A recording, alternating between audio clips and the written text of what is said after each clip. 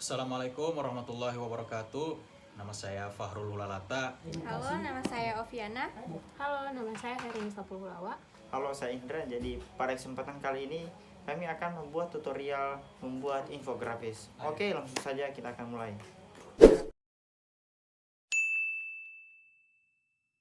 Infografis adalah sebuah sarana untuk menyampaikan data dan dipadukan dengan berbagai macam objek visual. Nah, infografis sendiri secara harfiah itu dapat diartikan sebagai kombinasi gambar dan penjelasan data yang disajikan secara grafis. Yang selanjutnya yaitu manfaat infografis. Manfaat infografis adalah dapat mengomunikasikan informasi secara kompleks dengan cara yang menarik secara visual. Oleh sebab itu, infografis adalah alat yang mudah untuk berkomunikasi secara visual. Oke, selanjutnya jenis-jenis daripada infografis. Berikut beberapa jenis infografis yang ditinjau dari segi penggunaannya. Yang pertama, infografis untuk pemasaran, yaitu salah satu kegunaan dari infografis ini adalah untuk membangun kesadaran merek dan meningkatkan keterlibatan antara audiens tentang topik penting bagi perusahaan. Yang kedua, infografis untuk konsultasi dan freelancer. Jenis infografis ini biasanya dipakai untuk memvisualisasikan garis waktu proyek dan untuk menyederhanakan topik baru atau khusus industri kepada klien mereka. Yang ketiga, infografis untuk bisnis kecil dan kewirausahaan. Infografis adalah alat yang efektif untuk menjangkau audiens baru dan meningkatkan brand awareness dari produk yang dihasilkan oleh usaha kecil dan pengusaha. Yang keempat, infografis pemerintah. Pemerintah menggunakan infografis untuk menyampaikan informasi berupa statistik dan data sensus. Yang kelima, infografis nirlaba. Organisasi nirlaba menggunakan infografis untuk mempromosikan acara dan meningkatkan kesadaran akan tujuan mereka. Dan yang terakhir yaitu infografis pendidikan. Infografis ini adalah jenis infografis khususnya di bidang pendidikan. Biasanya lembaga pendidikan atau seorang pengajar menggunakan infografis untuk membuat konten yang lebih berkesan bagi siswanya.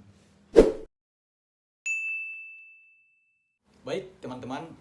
Selanjutnya saya akan menjelaskan tentang apa saja sih langkah-langkah yang harus kita penuhi dalam membuat infografis ini. Yang pertama itu adalah kita harus menentukan topik. Jika kita membuat sesuatu tanpa mencari topik terlebih dahulu, apalagi membuat infografis ini, saya rasa itu akan menjadi hal yang sia-sia. Jadi yang pertama dan yang paling penting adalah menentukan topik. Langkah kedua, kita harus menentukan terlebih dahulu siapa audiens yang akan kita fokuskan terhadap isi daripada infografis ini. Jadi ketika kita lebih memilih audiensnya itu anak-anak, pokoknya yang di bawah umur, saya rasa lebih baik kita menggunakan warna yang lebih cerah, terus desainnya ada kartun-kartun seperti SpongeBob. Langkah ketiga, kita harus mengumpulkan data atau referensi. Jadi sebelum kita membuat teksnya atau infografisnya itu, kita harus mencari tahu dulu data atau referensi yang berkaitan dengan topik yang akan kita bahas dalam infografis tersebut, sehingga infografis kita itu tidak akan mudah dibantah dan bisa dipercaya oleh banyak kalangan. Langkah keempat adalah memvisualisasikan data dan referensi yang kita dapatkan menjadi sebuah grafik.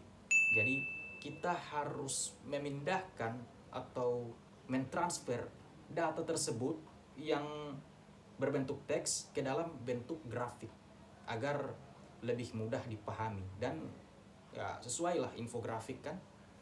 Langkah kelima adalah kita harus merancang grid layout. Apa itu grid layout? Jadi grid layout itu adalah penyeimbang atau proses bagaimana kita menyeimbangkan tata letak dalam setiap elemen seperti teks, gambar, dan diagram. Nah, perlu diingat juga teman-teman bahwa di negara kita itu terbiasa membaca dari kiri ke kanan. Sehingga ketika kita membuat grid layout ini, kita harus bisa mengarahkan pembaca kita untuk ia membaca dari kiri ke kanan. Jika kita membalikkannya, jadinya sulit dicerna. Langkah keenam adalah menggunakan template. Jadi saya rasa ini hanya sebagai tambahan saja, karena jika kalian sudah mahir dalam membuat infografik, tidak perlu lagi template-template seperti itu. Ini hanya untuk pemula. Jadi karena kalian pemula, kalian harus pakai template. Pakai. Langkah ketujuh adalah menambahkan style pada infografis kita. Infografis itu harus terdapat style di dalamnya agar terlihat indah dan estetik. Dan langkah yang terakhir adalah mereview kembali infografis yang telah kita buat. Kita melihat lagi apakah ada kesalahan data atau kesalahan penulisan atau kesalahan tata letak yang akan berakibat fatal bagi infografis kita tersebut.